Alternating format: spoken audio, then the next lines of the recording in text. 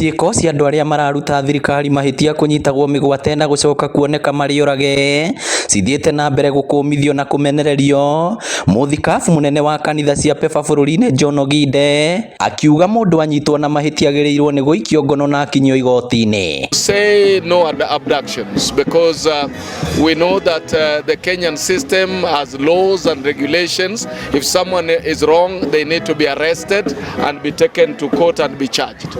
And I think that is the justice that we need.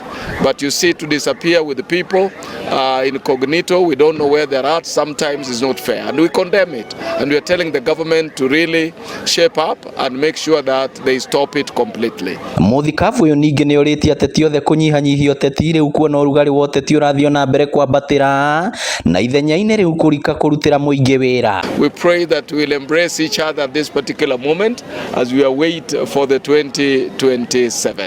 Time is not yet for campaigns and elections. We want to pray for tolerance upon each other, those that are in authority and those that are looking for seats.